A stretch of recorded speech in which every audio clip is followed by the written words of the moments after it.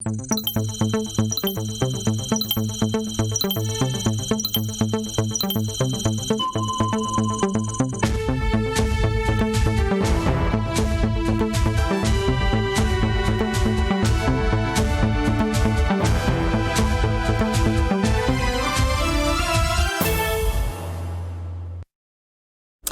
journal spécial présidentiel ce soir. Roch-Marc Christian Kaboré a été réélu président du Faso avec près de 58% des voix. Les résultats provisoires de la présidentielle donc de dimanche dernier ont été publiés par la CENI aujourd'hui. Un invité sur ce plateau, Dr Daniel Kéré, docteur donc en sciences politiques. Bonsoir à vous et bienvenue dans ce journal. Bonsoir madame. La nouvelle est donc tombée depuis quelques heures. Roch-Marc Christian Kaboré a été réélu président du Faso avec 57,87% des voix. Il a devancé donc les 12 candidats avec près de 2 700 000 voix. Roch Kaboré est suivi d'Edi Komboegou et de Zéphirin Diabré, respectivement 2e et 3e. La proclamation des résultats donc de la présidentielle, résultats provisoires de la CENI donc, par la CENI donc, ce matin avec Michael Toukri. Roch-Marc Christian Kaboré, candidat à sa propre succession, remporte la présidentielle du 22 novembre avec 1 654 982 voix, soit 57,87% à l'issue des résultats provisoires proclamés par la Commission électorale nationale indépendante CENI ce jeudi 26 novembre. À 63 ans, le candidat du Parti du Soleil Levant est réélu pour un nouveau mandat de 5 ans. Il est suivi du candidat du CDP, Edi Komboegou, qui comptabilise 15,48% des voix contre 12,46% des voix pour le candidat de l'UPC, Zéphirin Diabré, classé 3e. Monsieur Kaboré Roch Christian Marc, avec 57,87% des suffrages, est déclaré élu provisoirement dès le premier tour comme président du Faso à l'élection du 22 novembre. Sur les 19 836 bureaux de vote, 926 n'ont pas pu ouvrir le jour des élections pour des raisons sécuritaires, selon le président de la CENI, Newton Ahmed Bari. Avec un nombre total de 2 993 288 votants, la CENI a enregistré 2 859 784 suffrages exprimés et 133 493 bulletins nuls. En donnant donc ces chiffres, les réalités sont les suivantes. Donc, nombre total des votants à l'élection du 22 novembre, 2 993 288. Bulletins nuls, 133 496, soit 4,46%. Total des suffrages exprimés, 2 859 784. En attendant la proclamation définitive des résultats par le Conseil constitutionnel, les 3 derniers candidats sont respectivement Do Pascal Sissouman avec 0,70% des voix, Yeli Monique Kam avec 0,53% et Claude Aimé Tassambedo qui s'en sort avec 0,23% des voix. Le taux de participation à l'élection présidentielle est estimé à 50,79%. Un reportage donc signé Maxime Jod Bambara. Nous revenons donc à présent pour parler avec notre invité. Bonsoir Daniel Kéré. Bonsoir madame. Alors vous avez suivi cet élément. Le président Kaboré a été réélu avec près de 58% des voix. Est-ce qu'il faut parler d'une réélection surprise? Oh, pas véritablement d'une réélection surprise.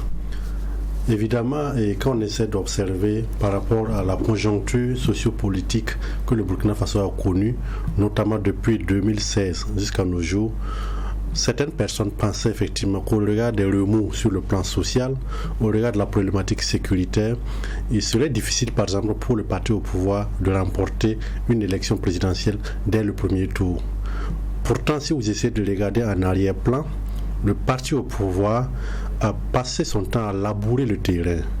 Plusieurs fois, ils ont fait des sorties sur le terrain, notamment pour le renouvellement de leur structure au niveau communal, ensuite au niveau provincial, ensuite au niveau régional.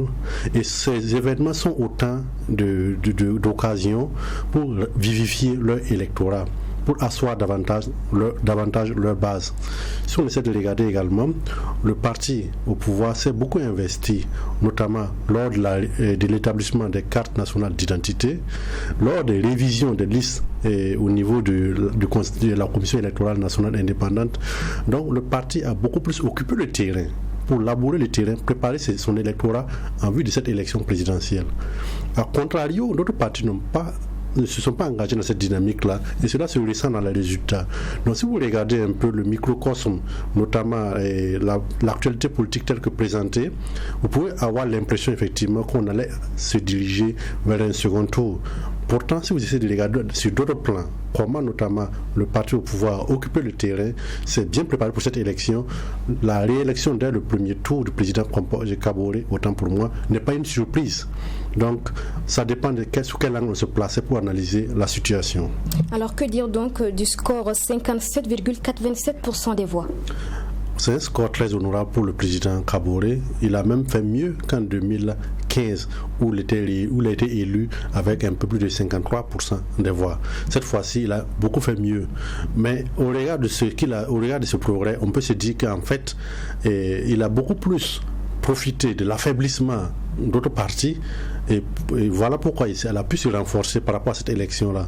Parce que en 2015, ce n'était pas le cas. En 2020, c'est le cas. Cela veut dire qu'il a pris des voix ailleurs. Ces voix, notamment, viennent des partis qui semblaient être en position de force en 2015, mais qui, malheureusement, n'ont pas su occuper efficacement le terrain et ont perdu de l'électorat. C'est cet électorat-là que M.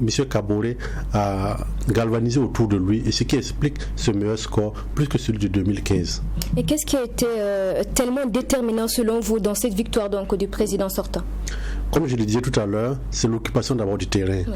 Pour remporter une élection, il faut avoir en tout cas un très bon maillage du territoire national. C'est le cas du président Roch-Marc Christian Kaboré à travers le parti qui le soutient, le Mouvement du Peuple pour le Progrès. À côté de ce parti-là, il y a d'autres partis effectivement qui l'accompagnent, notamment la PMP. Ça aussi c'est une donnée, notamment les partis comme le Parent, comme l'UNI-PS, le PDC et j'en passe. En 2015, ces partis avaient présenté des candidats à l'élection présidentielle. Ces partis n'ont pas présenté ces candidats-là. Donc, évidemment, leurs voix sont venues s'ajouter, ce qui explique le score, mais en plus aussi des voix que d'autres partis de l'opposition ont perdues. Donc, c'est le maillage du territoire qui compte d'abord. Le deuxième facteur, c'est que les enjeux qui semblent être beaucoup plus importants pour vous et moi ne sont pas forcément les enjeux qui occupent le reste des Burkinabés. Concrètement, la crise sociale que le Burkina Faso a vécue, la crise sécuritaire que le Burkina Faso a vécue, si vous essayez d'interroger tous les électeurs qui ont participé à ce scrutin-là, c'est pas évident que chacun accorde la même importance à ces crises-là que vous et moi. Donc, si on se focalise uniquement sur ces deux enjeux, en se disant que au regard uniquement de ces deux enjeux, le parti au pouvoir était en mauvaise posture, c'est une analyse assez biaisée. Il faut avoir une vue d'ensemble de tous les Burkinabés qui vivent aussi bien en milieu urbain qu'en milieu rural, et essayer de voir par rapport à tous ces Burkinabés-là, quelles sont les problématiques sur lesquelles on peut les mobiliser. Et la mobilisation passe par un maillage, par une structure, par une machine. Si vous avez une structure bien élaborée, étendue sur tout le territoire national, ça veut dire que vous avez des acteurs à tous ces niveaux-là qui peuvent être vos relais. Donc, même s'il y a des problématiques qui semblent être cruciales au niveau urbain, même au niveau local, vos relais sont capables effectivement de contrebalancer la situation et de mobiliser pour vous. Donc, avec une machine aussi puissante qu'est le parti au pouvoir, le MPP, ajoutée à la mouvance présidentielle, vous voyez que c'est une position de force qui permet en même temps que certains enjeux qu'on croyait être déterminants semblent battre en retraite. Donc, ça fait que, au regard de cette puissante machine, au regard de la configuration sociopolitique, notamment de l'affaiblissement des partis de l'opposition, le président Kaboré a pu brillamment se faire réélire. Est-ce que vous pensez que précisément sur la question sécuritaire, les Burkinabés ont redonné une confiance au président du Faso? faudrait qu'on se comprenne très bien. La situation sécuritaire préoccupe beaucoup de personnes. On a vu que près d'1 millier, de bureaux de vote n'ont pas pu ouvrir au regard du contexte sécuritaire. Donc ces populations qui sont touchées, effectivement, sont très préoccupées par la crise sécuritaire. Même les populations qui ne sont pas dans ces zones-là sont affectées parce que nous perdons nos braves soldats qui sont des frères pour nous. Et tout le monde en est concerné. Maintenant, est-ce que la problématique sécuritaire procède de la gestion du pouvoir d'État par le président Roch-Marc Christian Kaboré? C'est pas évident. Disons, c'est cette analyse qui a été faite par beaucoup d'électeurs qui explique qu'on n'impute pas au président Kaboré la situation sécuritaire que nous vivons. Et justement, ce mandat serait une opportunité pour lui d'inverser, disons, la situation au niveau sécuritaire en tentant d'y apporter des réponses efficaces. Il faut le préciser, la situation sécuritaire a commencé dès l'entame de son mandat. Donc, si c'était lié à la gestion de son pouvoir d'État, on pouvait s'attendre à ce que la situation commence à se poser peut-être 2 ou 3 ou 4 ans après son arrivée au pouvoir. Mais dès l'entame de son pouvoir, avant même qu'il ne puisse poser des actions concrètes, la situation sécuritaire a commencé à se poser à travers les attentats du Capuchino et de l'hôtel Splendide. Partant de cela, il va de soi qu'on ne peut pas lier la problématique sécuritaire à la gestion, ou en tout cas disons à la gestion de ce pouvoir d'État. On se comprend très bien par rapport à ça. Ce qui fait que la problématique sécuritaire, quoique elle préoccupe de nombreux Burkinabés, en tout cas, beaucoup d'électeurs n'imputent pas au président Kaboré la situation et espèrent effectivement qu'à travers ce second mandat, il pourra apporter des réponses efficaces. Surtout qu'on a vu qu'il a essayé autant qu'il pouvait d'apporter des réponses, notamment sur le plan sécuritaire. Alors, si vous le permettez, nous allons repartir écouter donc le président du Faso dans son discours juste après donc sa réélection. Roch-Marc Christian Kaboré, depuis le siège national de campagne donc du MPP, a félicité les 12 autres candidats pour l'esprit donc de fair play lors de la campagne. Le président élu donc a tendu la main aux candidats donc qui ont perdu. On l'écoute donc dans ce reportage de Michael Toukri. Une responsabilité importante, celle d'être le président de tous les Burkinabés sans exception. Pour sa première prise de parole après la proclamation des résultats provisoires de la présidentielle par la Commission électorale nationale indépendante CENI, qui le déclare vainqueur dès le premier tour, Roch-Marc Christian Kaboré félicite les autres candidats. Et pour le président élu, cette élection est historique car tenue dans un contexte sécuritaire difficile, mais aussi pour la première fois que les Burkinabés de l'extérieur participent à un processus électoral, c'est-à-dire choisir le président du Faso. Cette élection que nous avons eu à faire est une élection qui a un caractère historique pour plusieurs raisons. La première, c'est le contexte dans lequel cette élection s'est déroulée, contexte d'insécurité que vous connaissez tous. La seconde, c'est que c'est la première fois que les Burkinabés de la diaspora participent à ces élections.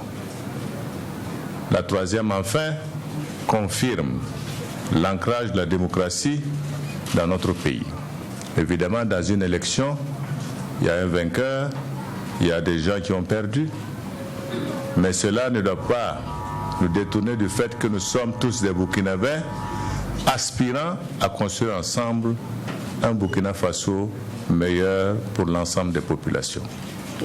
Élu en 2015 avec 53,49%, le candidat du mouvement du peuple pour le progrès Roch-Marc Christian Kaboré à cette élection de 2020 améliore son score avec un taux de 57,87%. Malgré les manquements et insuffisances observées dans le processus électoral du 22 novembre par les observateurs, Roch-Marc Christian Kaboré veut être le président de tous les Burkinabés. Dans sa déclaration, le président élu ne ferme pas la porte à tout dialogue avec l'opposition pour un Burkina Faso de paix et d'unité nationale. Que je mettrai tous mes efforts pour que dans la concertation permanente, dans l'échange effectivement que nous pourrons avoir, nous puissions ensemble travailler à la paix et au développement de notre pays. Sur le plan du programme que nous avons développé durant l'ensemble de la campagne, je m'engage effectivement à ce que nous puissions réaliser ces programmes.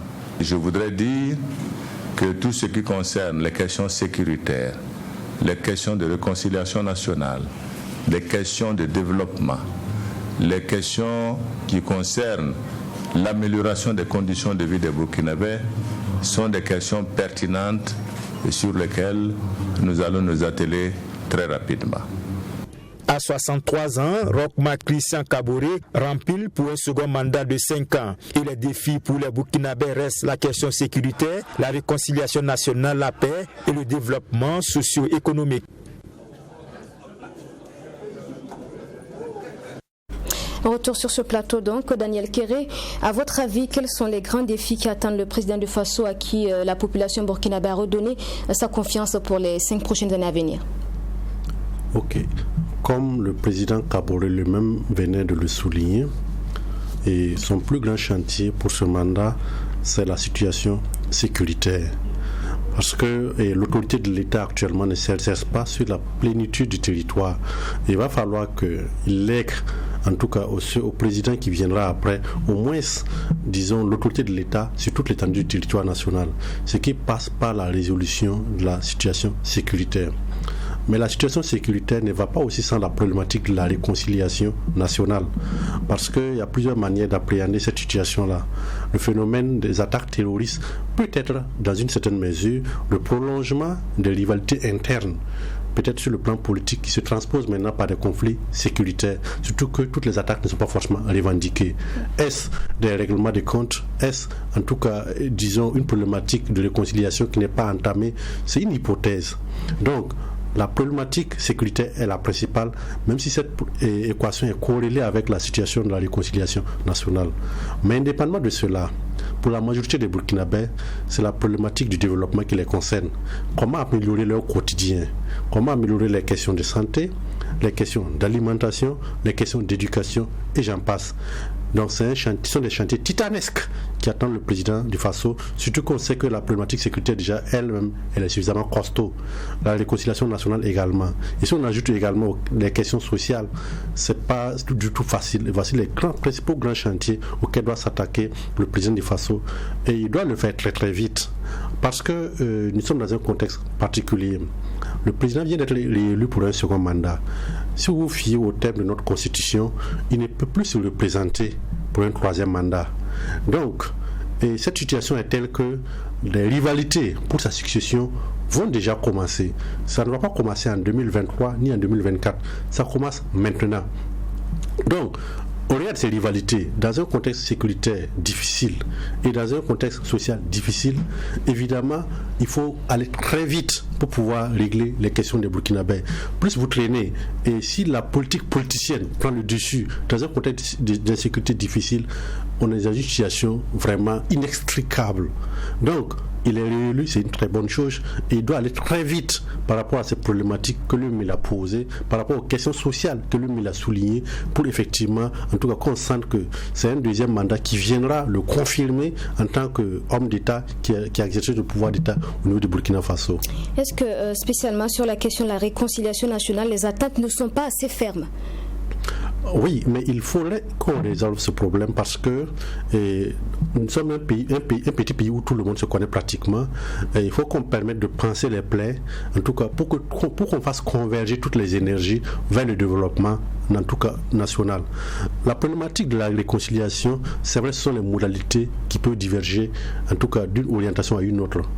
Tout le monde n'est pas contre la réconciliation, mais sous quelle forme? Est-ce qu'on parle de réconciliation sans justice ou bien on parle de justice d'abord avant la réconciliation? C'est sur ces deux modalités-là que les différents points de vue achoppent.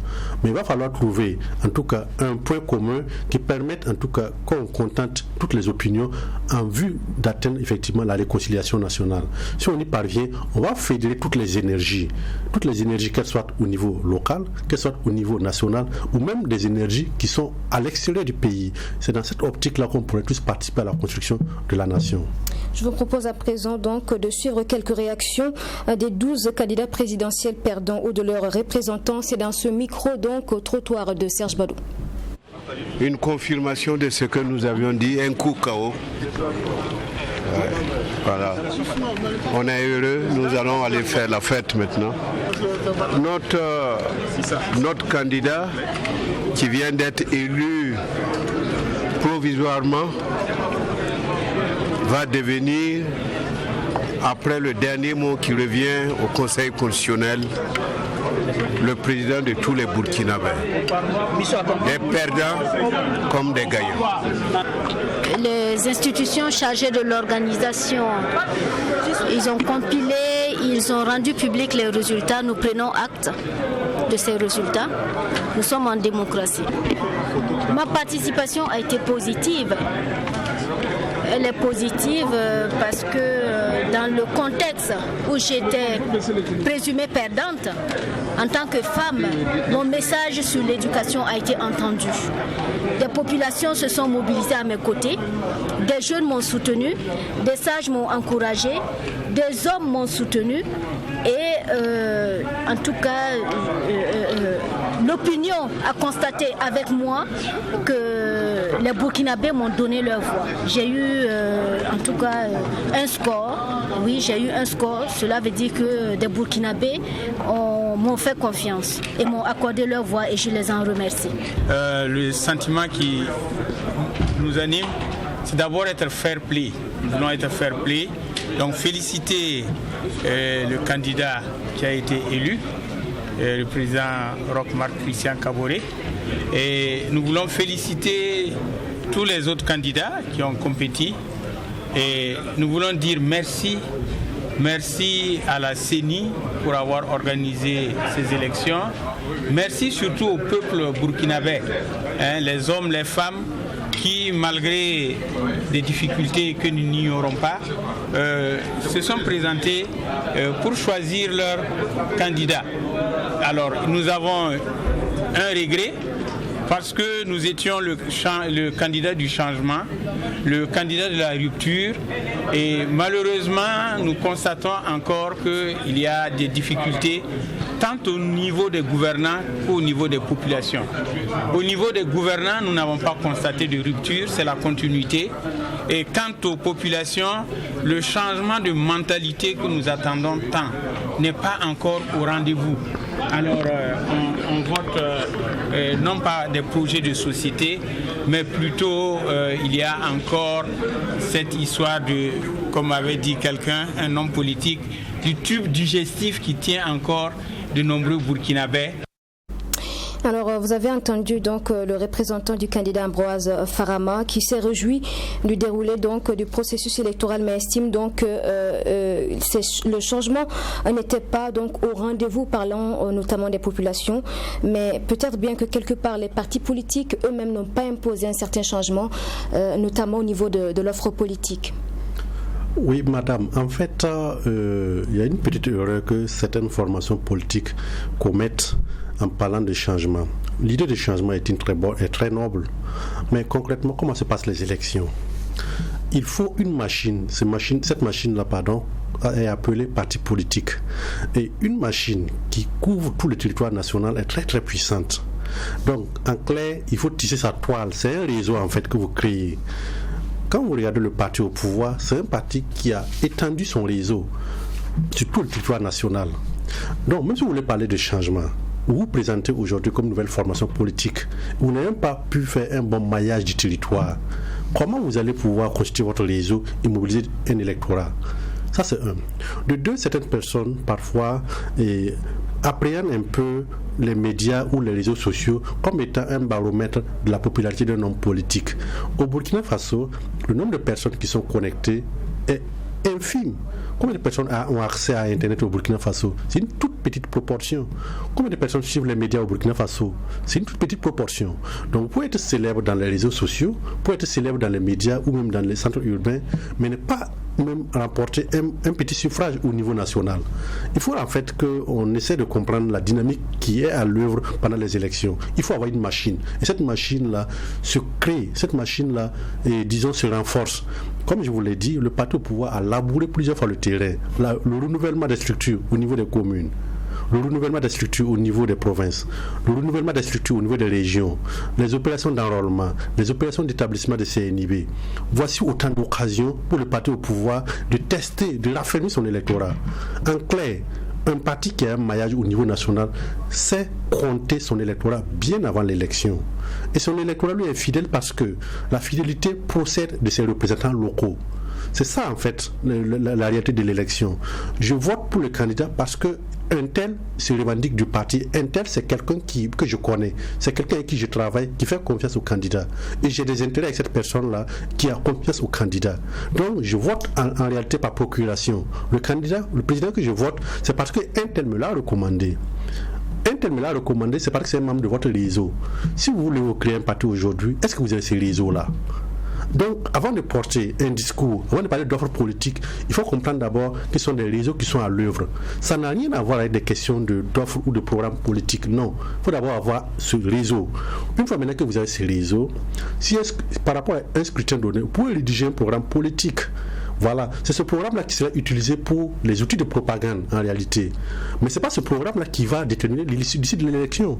C'est votre réseau qui compte pour l'élection, qu'on se comprenne très très bien. Donc, qu'on quitte cette bulle d'illusion qui consiste à faire croire que plus on parle de certaines idées, plus on parle de certaines idées dans les médias ou sur les réseaux sociaux, plus ça va mobiliser tous les Burkinabés. Non.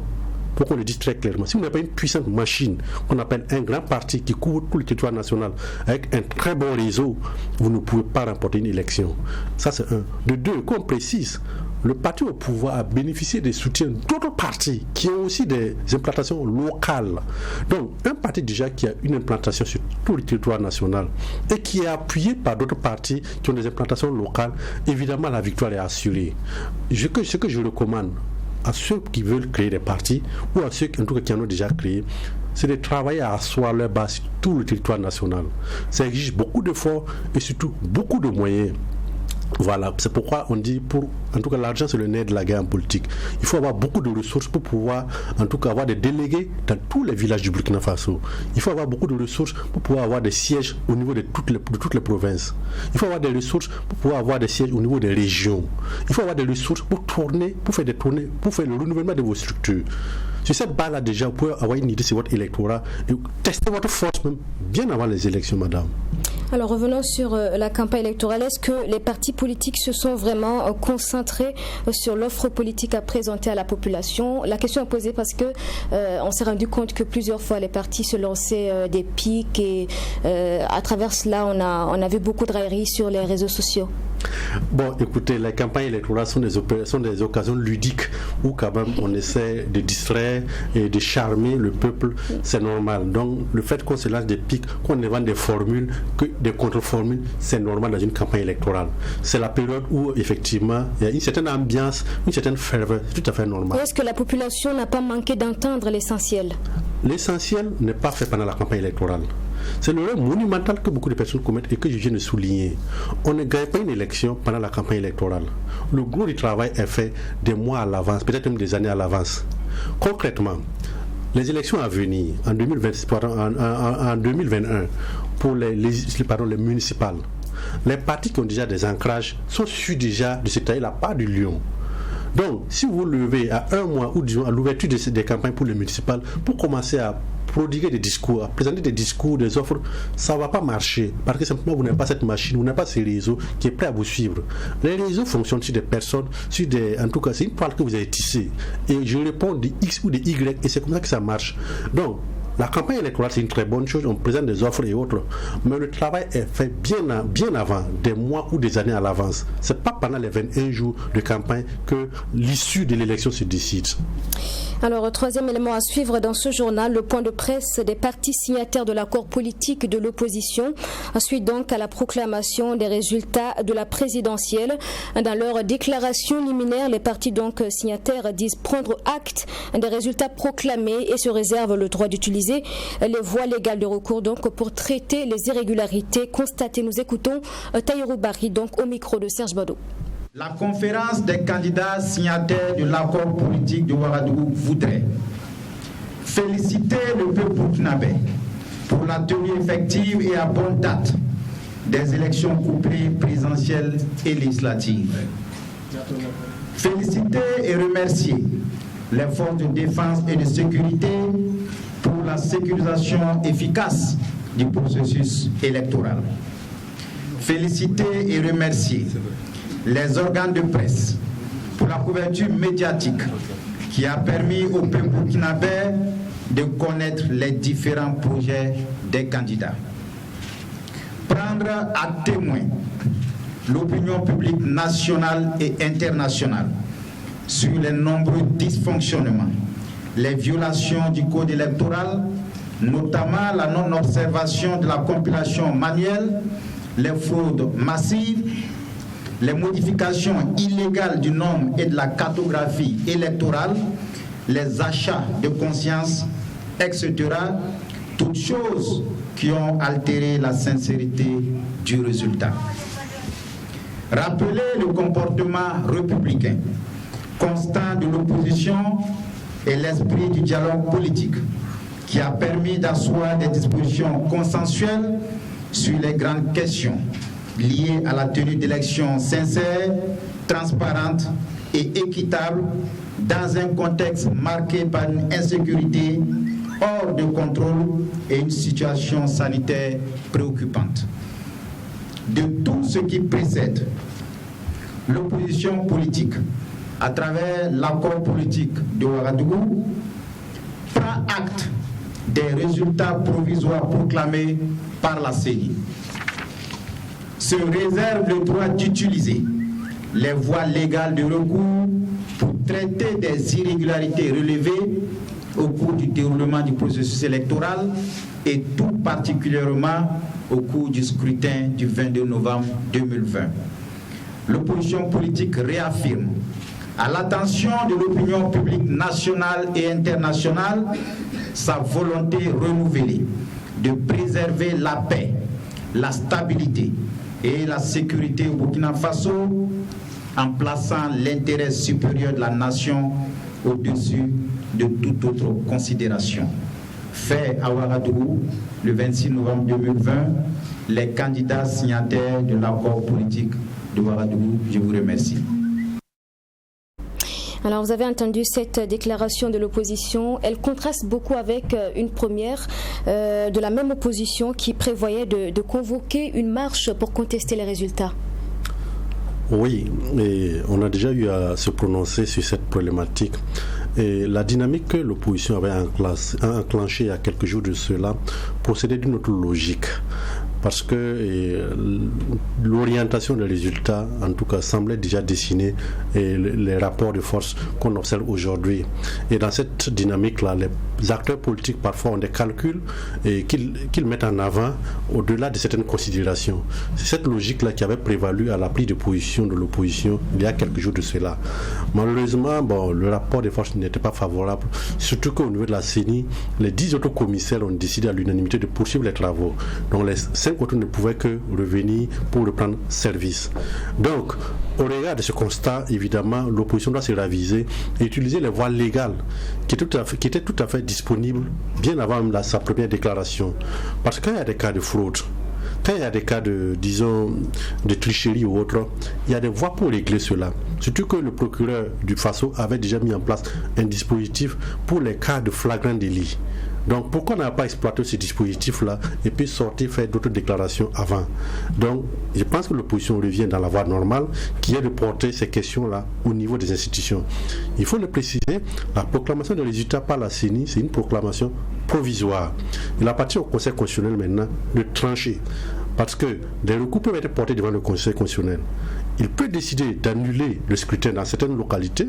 Il peut aussi décider d'annuler le scrutin dans sa totalité. Ça peut arriver. Voilà. Il peut aussi décider de valider aussi le scrutin. Donc ces options existent. Et l'opposition va exercer ses recours, évidemment. Il appartiendra au Conseil constitutionnel de statuer. Je ne sais pas, je ne suis pas à la place du Conseil constitutionnel. Le Conseil constitutionnel avisera et on sera situé clairement sur soit la confirmation du président Kaboré ou bien s'il y a des cas d'annulation ou autre, on avisera. Alors justement, si les résultats provisoires de la CENI sont confirmés, donc cela consacrera Eddy Komboego, chef de file de l'opposition. Qu'est-ce qu'il faut s'attendre avec lui donc à cette place-là? Il faut préciser que c'est le vrai gagnant de cette élection. Ça va vous surprendre.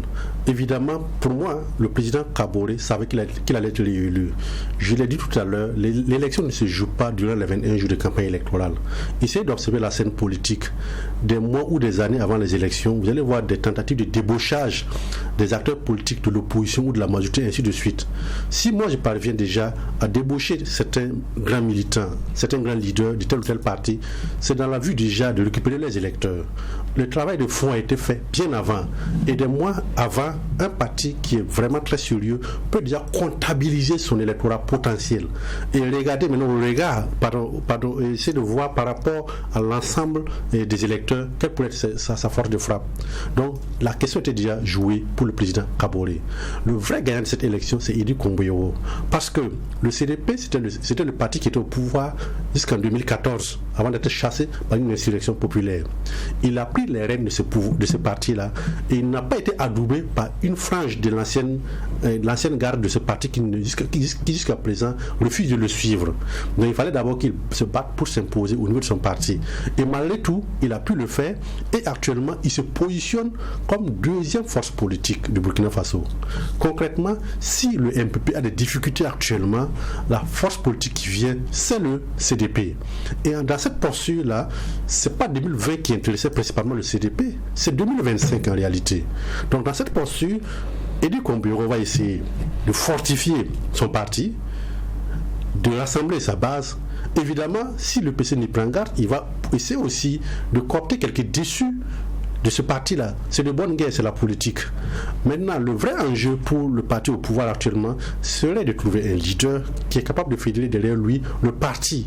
Parce que si sans ce leader-là, le parti risque en tout cas des scissions. Et ça, ce serait du pain béni pour le CDP. Et voilà pourquoi je dis que le meilleur gagnant de cette élection-là, c'est Idi Komboyoro qui se positionne en tout cas comme dauphin, pas constitutionnellement, je parle en termes de rapport de force, comme dauphin du président Kaboré. Et si le parti au pouvoir venait à se fragiliser, c'est le parti CDP qui viendra en deuxième position.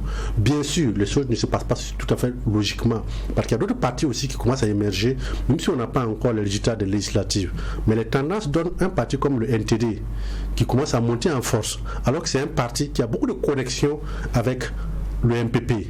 Voilà. Donc, évidemment, le MPP peut être fragilisé, mais avec son allié qu'est le NTD, d'une certaine façon, le parti peut essayer de rester toujours solide. Mais la meilleure position actuellement en termes de parti politique, c'est le CDP. Et à contrario, le grand perdant de cette élection, c'est l'UPC. C'est l'UPC, donc avec Zéphirin Diabré, on peut parler d'une grosse désillusion. Parce que non seulement il perd la place de président du Faso et en plus la place de chef de file de l'opposition. Bon, désillusion, c'est pas le terme que je vais utiliser parce que la manière que ce parti a appréhendé son positionnement politique a été entachée de plusieurs erreurs. La première erreur se fit en 2016 quand le parti a refusé d'intégrer le gouvernement. Un grand parti qui comptait plus de 30 députés. Vous refusez de rejoindre la majorité alors que ces partis qui sont au pouvoir, ce sont les partis avec lesquels vous êtes alliés pour chasser l'autre parti qui était au pouvoir jusqu'en 2014. Mais où est-ce que vous allez caser vos jeunes cadres? Où est-ce que vous allez pouvoir... Comment vous allez pouvoir continuer à entretenir vos réseaux? C'est ça la difficulté, parce qu'en politique, il faut entretenir son réseau. Et quand on est au pouvoir, c'est plus facile d'entretenir son réseau. Deuxièmement, ce parti a connu des scissions. On a connu l'UPC-RD, où il y a une fronde d'un groupe de députés de l'UPC qui a quitté le navire pour créer un autre groupe parlementaire. Et récemment, il y a eu d'autres départs au niveau de l'UPC. Pendant ce temps aussi, le parti n'a pas travaillé à galvaniser sa base comme le MPP l'a fait à plusieurs reprises. Bon, tout ça, c'est une succession d'erreurs qui ont contribué progressivement à affaiblir le parti. Et dans le contexte actuel, le parti doit lutter pour sa survie parce que le contexte qui avait permis son ancrage semble ne plus être le même. Ce parti est apparu en 2010 dans un contexte où beaucoup de Burkinabés, en tout cas, détestaient le régime qui était au pouvoir à l'époque.